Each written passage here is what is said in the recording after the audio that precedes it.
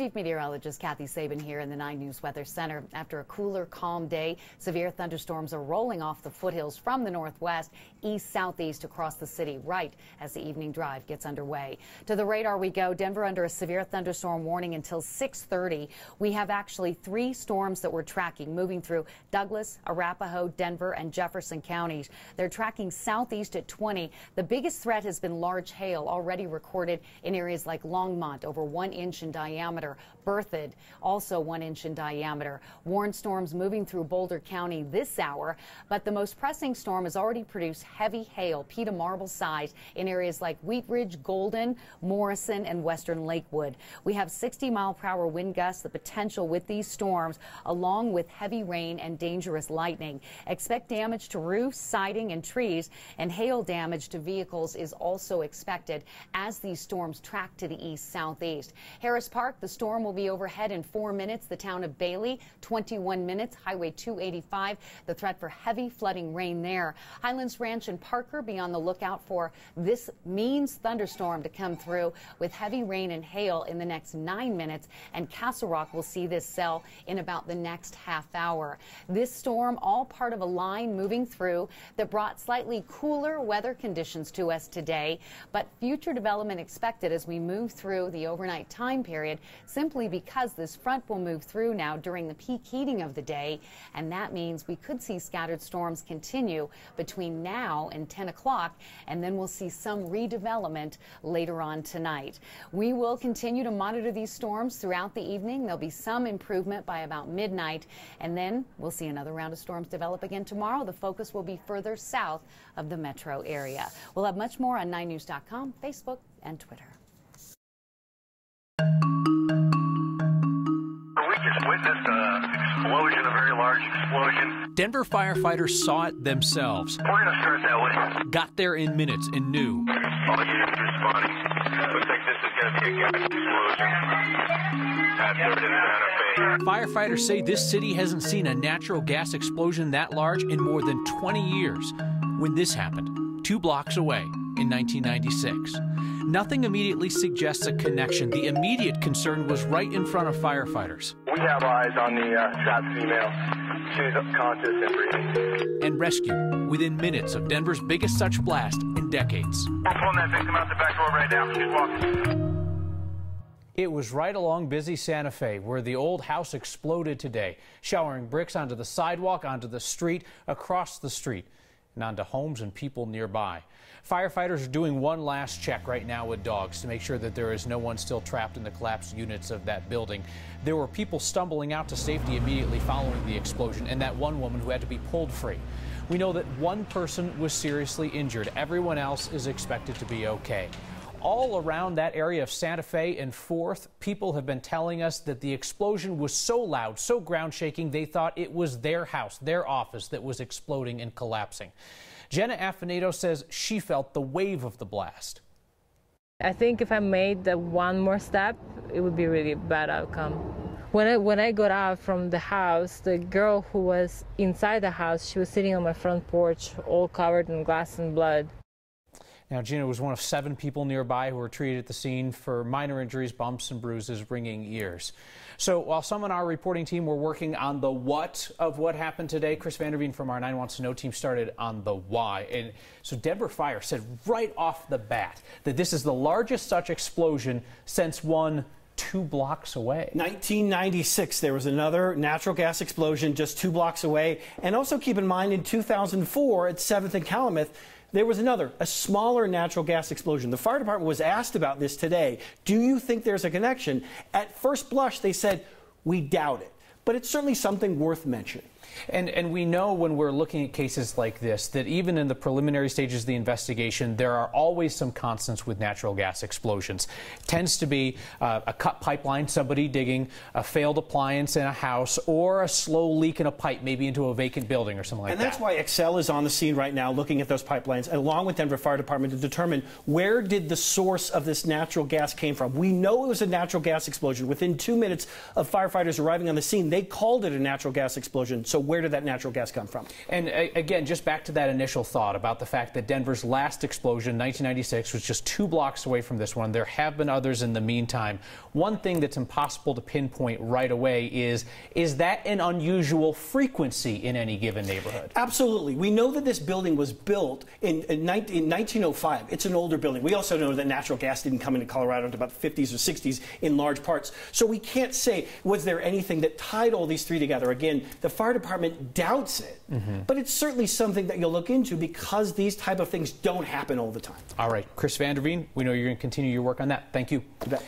Most people who are reported missing in Colorado do not prompt mass alerts from the police and the media, but there is something about the disappearance of Shannon Watts and her girls from Firestone that has police concerned enough to reach out to us, to reach out to you. She and her 2 daughters were last seen asleep at home yesterday morning. They had search dogs out looking for them today. Shannon's husband acknowledged they had an emotional conversation before he went into work. Didn't want to get into details. Not a great sign that her car, purse, and phone were left behind, as well as one of her daughter's EpiPens. When somebody goes missing, long before police and journalists like us start talking about it publicly, the online churn is way out ahead of us. There are people frantic on Facebook and passing around email chains. Most of the time, those cases do not end up on the news. Tonight, we asked our Marshal Zelinger to explain why. Our first indication that a pregnant Frederick mom was missing with her 2 kids is when we got this email tip this morning with a link to a Facebook page. This is not unusual. We often get emailed tips of missing people that you never hear about. In these cases, we rely on police to let us know if something is suspicious. After we got the tip this morning, our assignment editor Richard called Frederick Police to see if there's a search or if PD has even been notified. Shortly after, Frederick PD put out a release seeking help. The self-initiated activity of searching for someone I think is fantastic. At least you're getting the word out. For us to have the ability to do that and put resources to it,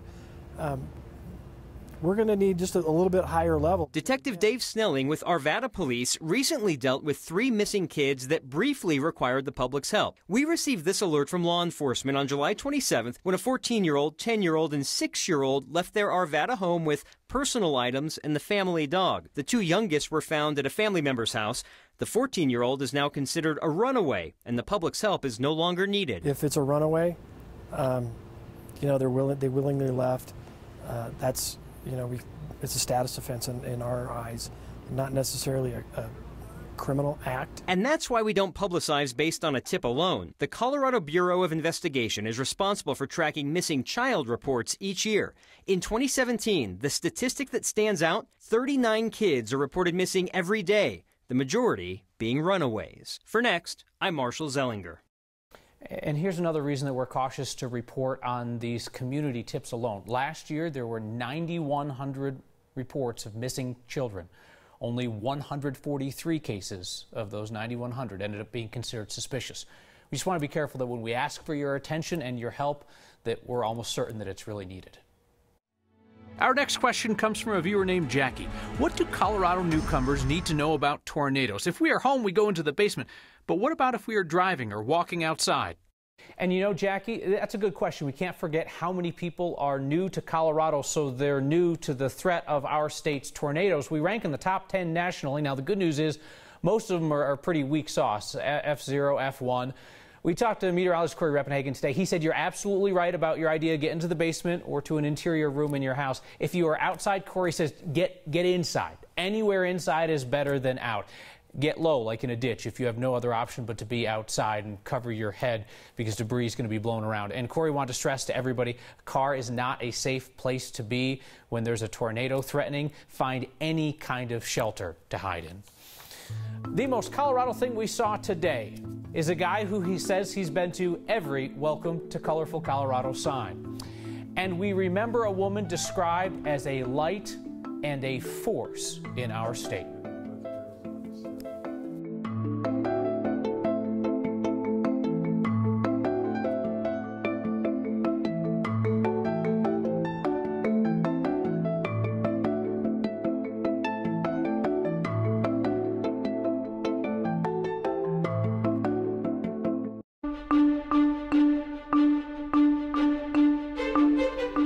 Severe thunderstorm warning remains in effect for Denver through 6:30. A storm producing marble-sized hail is moving east-southeast over the metro area, right to the south of Littleton through Highlands Ranch and toward Castle Pines North. Already hail near 1 inch in diameter recorded near the Lakewood area, and this cell is headed toward the Castle Pines North area in about the next 10 to 15 minutes. This cell also has the potential of heavy rain, deadly lightning, and damaging winds. And these cells, as they come off the foothills, hail continues to be the biggest threat for us tonight. We'll see some improvement around 8, 9 o'clock. Hazy, cloudy with a chance for more rain and thunder. Denver's low at 60. Tomorrow, temperatures will warm into the mid-80s with a partly sunny sky. Another round of storms mainly focused south of the metro, Castle Rock, Colorado Springs, and Pueblo. Chance for storms each day with a better chance of rain from storms over the weekend and a cooler fall-like feel early next week with highs in the 70s. The most Colorado thing we saw today is a guy who says he has seen each one of our state's Welcome to Colorful Colorado signs. Remember, there's a no vacancy sticker slapped up on one yesterday. Can you guess how many of these signs exist at the entrances of our state? So I would have guessed probably, I don't know, like 20, 25. There are 41. 42 if you count the one that's at History Colorado downtown. Now, I think the most impressive thing about Justin Perrin's feat is that he has been to every one of those signs in just 4.5 years. It's kind of hard to get people like, hey, I'm going to sleep at 7 or 8 p.m. on a Friday, and I'm getting up at 2 or 3 and then heading out. That's not really appealing to people. They want to go downtown to Lodo and go to the bars and etc. They don't want to go to sleep early on a Friday night. So after we got talking about the colorful Colorado signs and the no vacancy sticker last night, a few of you emailed with a question we've received before. Why are the colorful Colorado signs so uncolorful? So we answered this question nearly 2 years ago, right after Dex got on the air. CDOT explained that the signs were meant to be rustic and woodsy, like a mountain cabin, and they were thought to be a neutral contrast with the natural beauty of Colorado behind the signs. Yeah, interesting. The first ones went up in the 1940s. Northern Colorado's theater community has lost a leading voice. A year and a half after she was diagnosed with ovarian cancer, actress and director Deb Note-Farwell died Saturday morning at the age of 64. Her husband and fellow actor, Jonathan Farwell, says their performances together on stage often looked like their lives off stage. Here's a sample of her smile. So, we met doing a play called Shadowlands, which we subsequently did twice more. I'm Jonathan Farwell. I've been an actor all my life and in some measure a director as well. Shadowlands is a play about C.S. Lewis's discovery of the real meaning of love. The woman who became his wife actually started a correspondence with him because they shared an interest in poetry. She broke her hip and it turned out to the femur collapsed with bone cancer. The parallel of that play and our life together, it just strikes me right now as remarkable. She was diagnosed with ovarian cancer, and we've been dancing with that ever since. Suddenly there's a huge hole in the universe. I'm Wendy Ishii. I'm the founder and artistic director of Bob Blue Theater. Their debut show was Shadowlands, which they had done in California and again in Oregon and gotten married. To have it mirror what actually happened in real life makes it even more touching and profound and poignant. It's probably going to take some time to process, but I lost my first wife to breast cancer in 1990, and so I've had some rehearsal for this. Farwell says during his wife's final scene, she faced her end with a smile, with no fear and no regrets. While America turns against drinking straws, someone in Longmont appears to have put up a monument to one. And back to school for kids who wish they could go back to school. That's next. Hi, Hi there, I'm meteorologist Kathy Sabin. Severe thunderstorm warning until 6:30 for the metro area. A storm has a history of producing 3/4 to 1 inch diameter hail in Golden, Lakewood, and the western suburbs of the metro area. A new cell, DIA, currently under a severe thunderstorm warning until 7 o'clock. A storm moving east-southeast out of Brighton could create airport delays and issues for those traveling in and out of the terminals there. A ground stop is a potential simply because of the wind, lightning, and heavy rain in the area. Highlands Ranch, the cell will be moving overhead in the next 10 minutes. We'll have another radar update and complete details on 9news.com, on Facebook and Twitter. Back to school can draw sighs from students. It's the same at Children's Hospital Colorado, but the disappointment there is because the kids can't go back to school. Today, volunteers delivered books to patients at Children's, trying to at least give them the feel of back to school, and a book to pass their time before they rejoin their classmates. It's a radio flyer. We have some volunteers that have a cart, Town and Country, red wagon, and they have books that are donated into the hospital, and these are for the beginner. They take that cart and they'll go room to room and they will distribute books to the kiddos. See what we can find for this young lady. We have some great books for these kids to be introduced to. I think that's Snow White. Is that, you know, it says whatever after. I'll bet you're right, the fairest of them all. You know, kind of help them get through those days until they can get into school. Are you going to miss the first day of school? Yeah. Yeah? We're going to share these with the kids and introduce them to how they can travel all over the world and never leave their chair or their home. It was the queen that was in disguise. These special times of the year, back to school being one of them, is a really tough time for a kid to be in the hospital. And so in partnership with Douglas County Libraries, we just wanted to make it something that wasn't quite so hard for them. My friends and math. Help them feel some of that excitement around the start of school and transport them to some other place. So how about if I give you that one? They just can't believe that people will take the time to think about them. Okay. They will also read that book again and ask for another book and have the opportunity to enjoy what books offer to them. Take care and enjoy school this year, all right? And the learning. Great way to spend a day. The straw that broke the straw's back lately, been environmental concerns. So I'm trying to figure out if there's somebody up in Longmont who is offering a defense of the deliverer of drinks. But we haven't found anybody who knows who did it or why a giant straw was placed at the intersection of Airport Road and Buckhorn Drive. Is this some kind of art?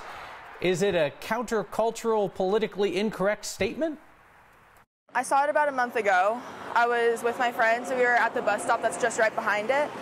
And we saw a straw type thing and we were really confused about it because there's been a pole there for a while, but no one's ever done anything about it. And then all of a sudden there was a huge straw looking thing on it. If you can help solve this mystery, you know how to find me. You know I write back to you. Email next@9news.com. So I practiced so that I could help my wife through labor a couple months ago. I did not have any practice to help Catherine Reek last night. But her husband Matt tells us that Catherine insisted that they watch Next together at the hospital while she was in labor. Look, they're holding the proof. If I had known we could have done breathing exercises together so we could help welcome Rosemary Grace into the world. She is their first, and she looks beautiful. She's going to be smart and assertive, too. Tamara Greenberg posted on our Facebook page seeing that picture. Welcome to the world, little one. Please make it a much better place to live. Isn't that our wish for all the kids? So viewer Bernard's wish last night was that I wear a tie today to look more professional, and all of you lost it. Carol says, you wore one. It's hard to concentrate on the news. Marty says ties are unhealthy. Don't wear them. And Paul Stampson, the only guys I see wearing ties in Colorado are salesmen. Always got to ask what people are trying to sell you. See you next time.